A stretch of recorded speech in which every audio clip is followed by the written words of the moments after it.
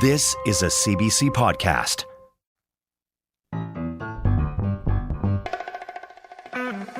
Hey Canada, are you ready to saddle up for some laughs? From Calgary, Alberta, it's The Debaters!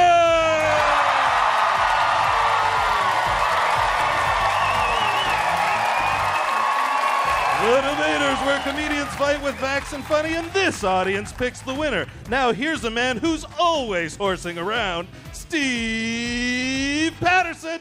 Hey! Hello, Calgary! Hello, Canada! Welcome back to The Debaters. We're here in Calgary, which is the home of the Calgary Stampede.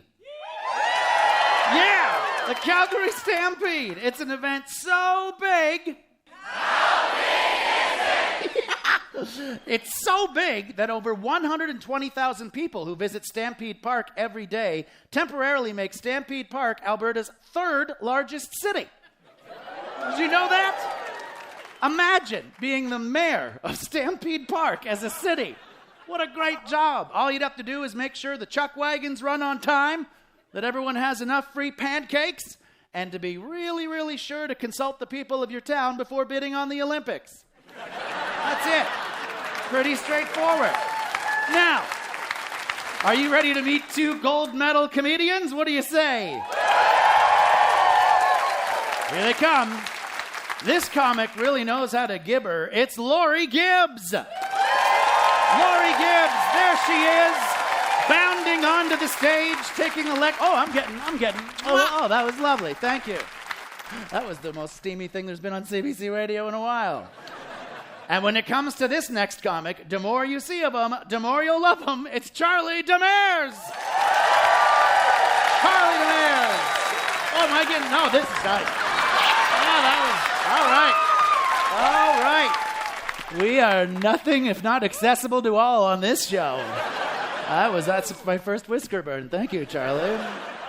This topic is a hot one for Calgary. Public art. I guess we're done. Public art. Does every city need some? No. Let's go through the debate first.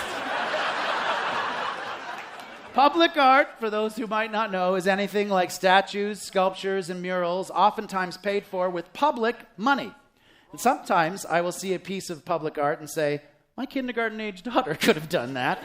Mind you, that's usually when I'm visiting her classroom on parent-teacher night and looking at something made by her teacher. This isn't about me. It's time for a debate that will teach us all something. So, whereas it's a beautiful way to build community and identity, be it resolved, every city needs more public art. Charlie, you are arguing for this, please. You have 2 minutes, starting now. Thank you, Steve. No, hold your applause. I know I'm here to argue for public art, and that might make some of you here in Calgary a little angry, but just try to remember, I'm also from British Columbia. Does it soak up a few tax dollars? Sure, it does. Is it an easy target for bloviating right-wing politicians? Guilty as charged. Does its significance have to be painstakingly explained to snickering hillbillies and giggling Philistines? Absolutely. Nevertheless, I support the CBC.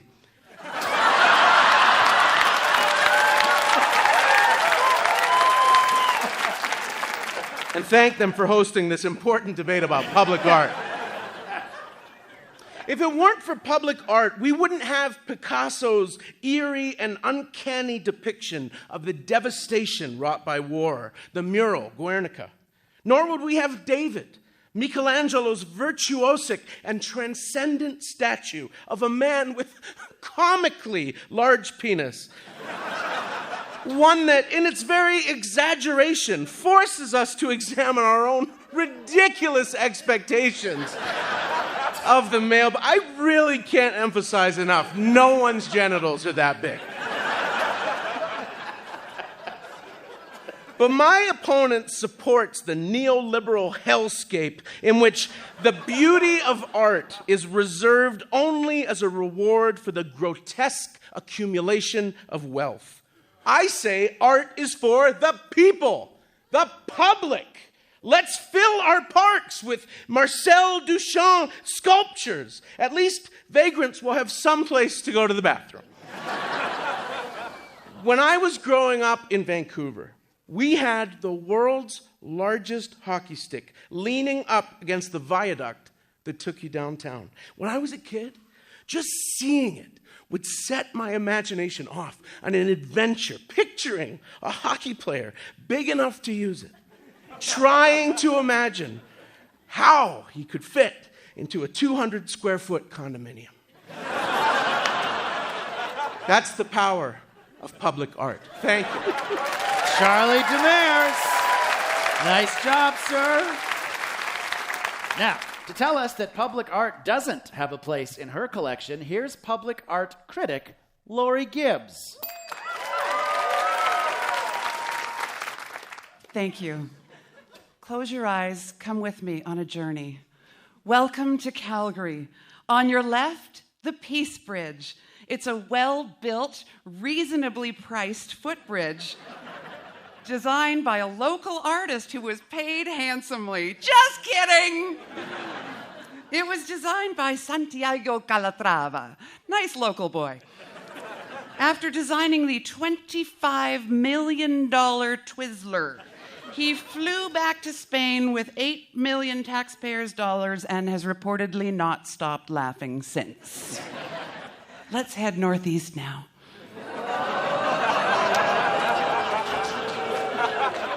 It's a little bit dodgy. It's because of a public art piece entitled Wishing Well. It's a 15-foot-tall, blinding, shiny orb that is now locked in public art jail for setting tourists on fire. It literally uses the sun to burn its victims like a psychopath in his formative years murdering ants. All of this art trauma has you wanting to leave our fine city. I am so sorry. We'll just head to the airport. Oh, dear God, no. No, there's no way I can prepare you for this. It's best you just avert your gaze. It's a giant blue metal ring perched on the side of the road. Legend has it that it's the portal that lets in all this public art. See you again soon then? No? Okay, bye. Lori Gibbs, everybody. Lori is against public art. It is time now for the bare knuckle round. Yeah. We are debating whether cities need more public art. So let me paint you a picture. Your commission, should you choose to accept it, is to sculpt your arguments and cement your reputations as masters of your crafts so that I may grant you points. There is no statute of limitations here. And even if it takes all of your wrought iron will, hold your opponent's graffiti to the fire. I know. It's time to start now. Charlie, you were talking about an enormous hockey stick. I mean, like, that's a cute idea, but it's hardly art. This is the kind of snobbery that I think comes into play. It was actually a great community building exercise because Vancouver had, down in the southern part of the province, the world's largest hockey stick, and it paired us with Prince George in the north, which smells like the world's biggest hockey bag. And it opened up. If you go to Lori's Instagram, you will see that she is making teacup saucer bird feeders. Yeah. Like, how is this not? You're the artsiest, craftsiest woman I know. Why are you opposed to that beauty in the public sphere? Because if they had given me a $10 gift card at Michael's, I would go there and get enough supplies in 5. I would use the 40% off coupon, damn it. I would crochet a cozy for the Calgary Tower before morning, and then it would be a safe, sexually active tower. You're welcome. Yes, nothing says I love you like knit prophylactics. Yeah. That's probably a good place to stop the bare knuckle round. Yeah. We're debating public art on CBC Radio, though if you've just tuned in and you think it's a very different show, I understand that. It is time now for the firing line. In my hand, I have a list of questions on public art brought to you by Calgary's Giant Head. Brought to you by Calgary's Giant Head, who I sincerely wish luck in his new job as Premier of Alberta. He does have a large head. Calgarians had mixed feelings about the two steel public art projects created by a husband and wife duo, one called Flock and the other called what? Lori. Glock, because it makes you want to shoot yourself. Incorrect. And it rhymes. Yeah, one for the act out. Charlie? No, it's called Shed. And then every time people see it, they go, oh, great, not this Flock and Shed again.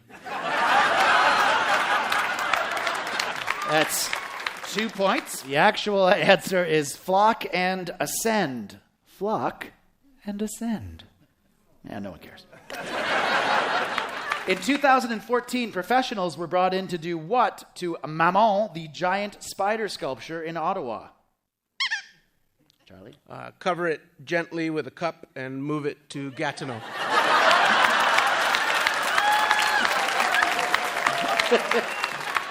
Audience is giving you 2 more points. Lori Gibbs. But also to tell the people to flee and set the city on fire. I'll give you half a point for that. The actual answer was pretty boring. Just refurbish it. That's all. Just refurbish it. That's the firing line, everybody. It is almost time now for our fantastic Martha Cohen Theatre audience to vote. But first, here again to tell us that she's ready to part with public art, it's the always artful Lori Gibbs. Thank you. Charles, of course you don't understand why Calgary, my city, my people, doesn't want public art. You live in Vancouver at the corner of Quinoa and Pretense.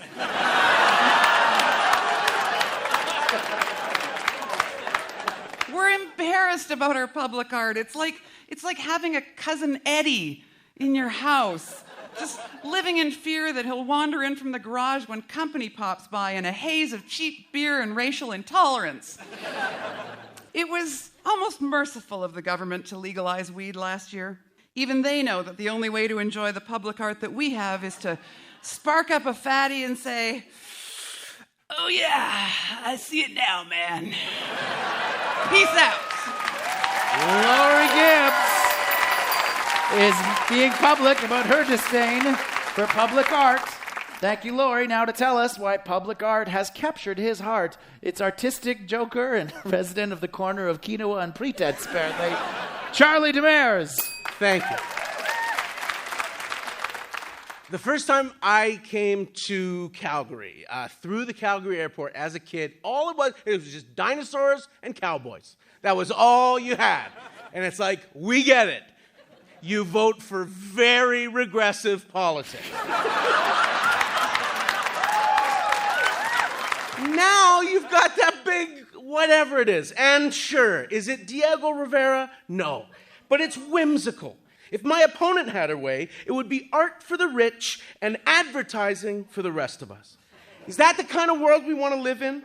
Where our only vocabulary for public life is drawn from the glib world of corporate marketing gurus? If so, fine. Have it your way.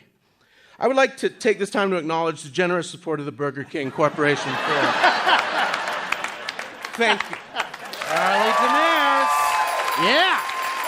All right.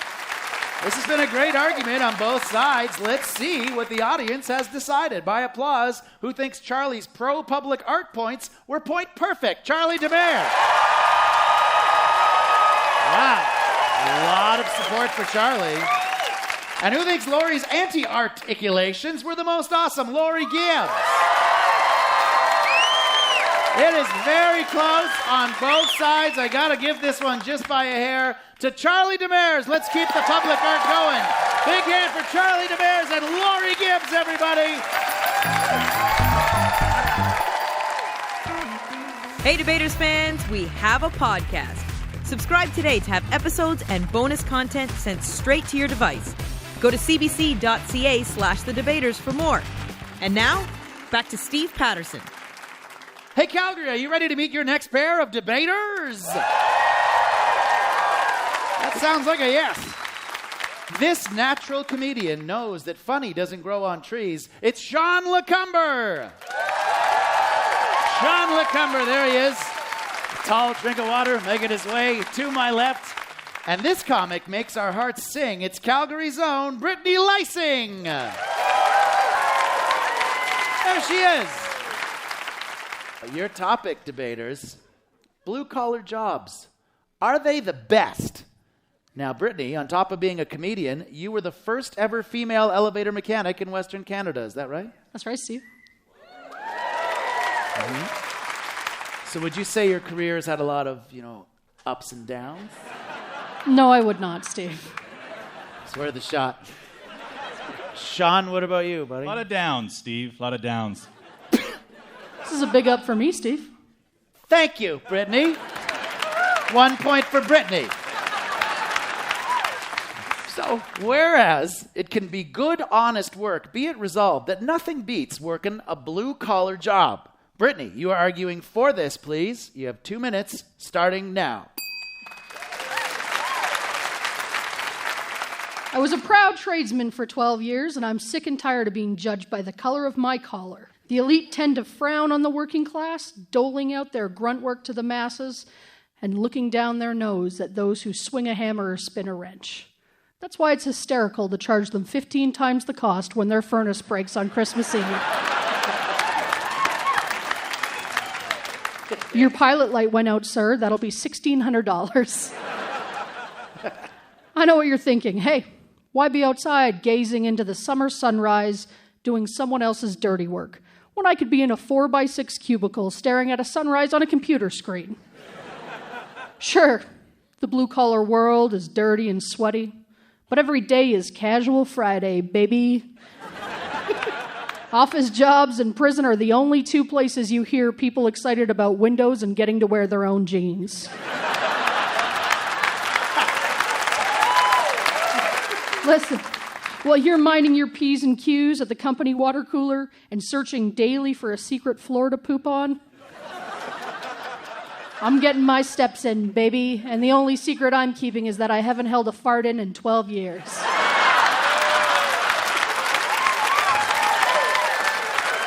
And it's true. It's true. Blue collar might mean I have a foul mouth and sometimes I dress like my Uncle Frank, but I can build a deck and fix a sink. And when I get a flat tire, I don't sit on the side of the road waiting for a real man to fix it.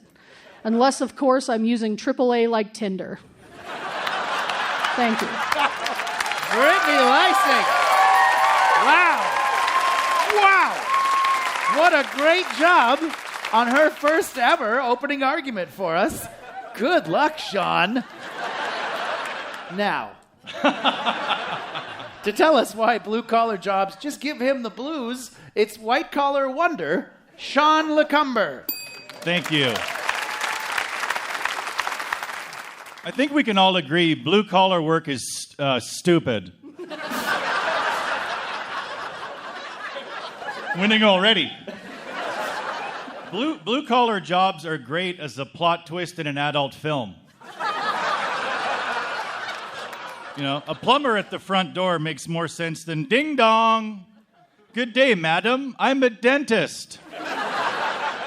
Remember career day in kindergarten? Was anyone dressed up as an elevator mechanic? A furniture hauler? A power engineer? No. You had a princess, 3 astronauts, a doctor, 4 nurses, and 2 Batmans. And those Batmans fought at recess to see who the real Batman was.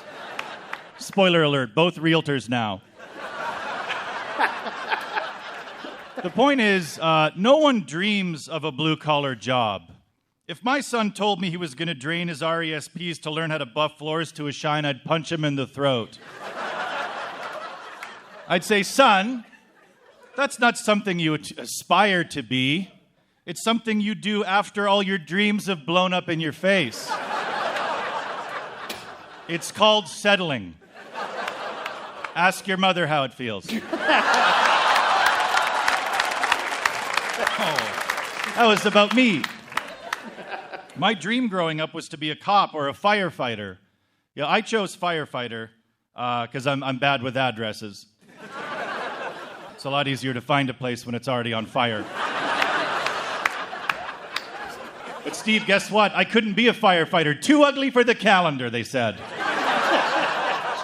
Rude. Sean LeCumber. 6 points. It is time now for the bare knuckle round. We're debating if blue-collar jobs are the best, which you two industrious debaters consider a manual labor of love. So trade insults, plumb the depth of your arguments, and put the steel-toed work boots to your opponent to see if they can manage. If these puns don't make sense to you now, you will understand them over time. I like it. You know, Brittany, you're just flat out wrong. Like any good debate, I think it can be broken down, white collar and blue collar. Just look at the world of the Fraggles. You know? You guys remember the Fraggles? The Doozers. She's a doozer. The Doozers would build bridges and buildings for the Fraggles to use. And then the Fraggles would come along and eat the Doozers' work right in front of their eyes. Because the Doozers were so stupid, they made it out of radish dust. Hey, listen, if we're going to compare ourselves to cartoons, and I think we should, nobody is on Mr. Burns' side. We're all cheering for Homer, right? Good point. That's a good point, Sean, and something that the young people that are here might understand. I'm not Mr. Burns. I was a janitor for 6 years. That's a calendar, I'd like to see. Okay, that's the bare knuckle round. That's a good out. Oh, no. Sean LeCumber, sexy janitor. It is time now for the firing line. In my hand, I have a list of questions on blue-collar jobs brought to you by the Blue Collar Comedy Tour. Blue Collar Comedy Tour. You don't have to be blue-collar to find it funny, but boy, it helps. Here we go. What topped CareerCast.com's list of least stressful blue-collar jobs? Sean. Elevator mechanic. Bingo. Down the tube she goes. Brittany. Marijuana tester? Pretty good point, and a couple of volunteers here in Calgary. The actual answer was bookbinder, which seems like it could be pretty stressful to me. And I didn't actually know that it was a job. I just thought the pages came together on their own. A 2018 U.S. jobs report suggested one way to attract more workers to blue-collar jobs is to reduce what? Sean. Expectations.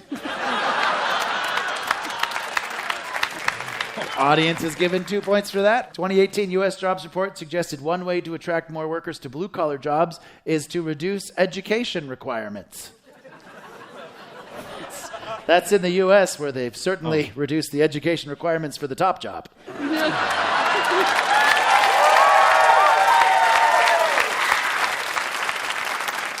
Blue has traditionally been a popular color for manual laborers because it helps to do what? Sean? Conceal sadness. Isn't it? Good answer. 2 points. Brittany? Hide coffee stains. Actually pretty close. The actual answer is conceal dirt or grease. So that was pretty much a correct answer. Thank you, Brittany.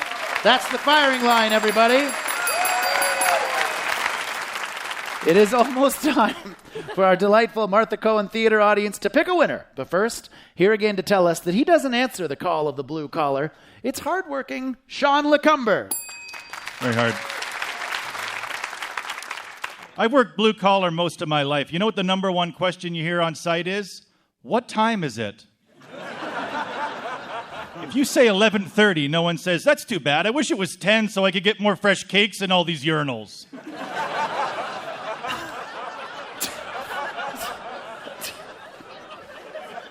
Oh, sorry. I was just observing a union-mandated 5-second performer break there.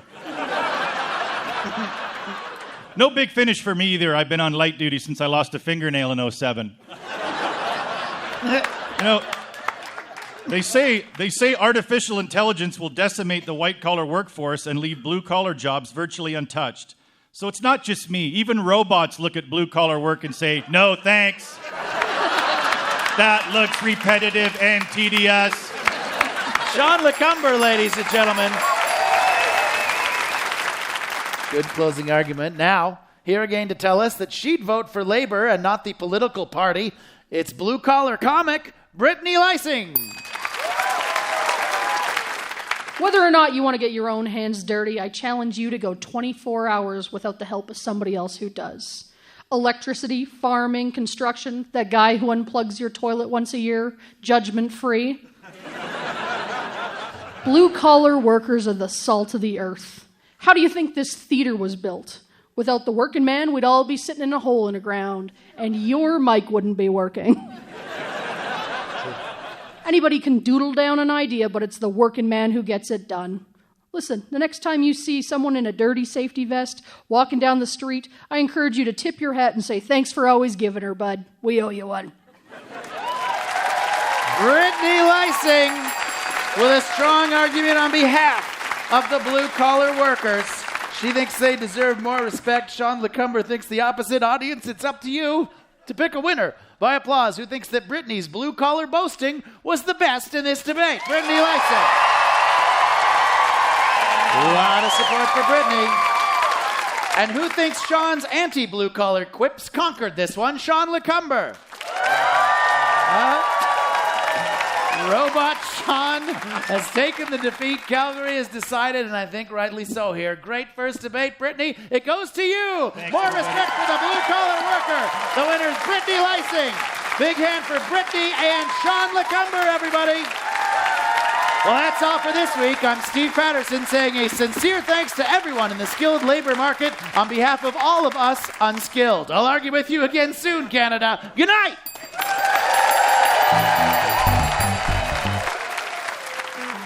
The Debaters, created by Richard Side. Produced this week by Graham Clark, Nicole Callender, and Josh Bailey. Technical production by Corey Haberstock and Uta Shafland.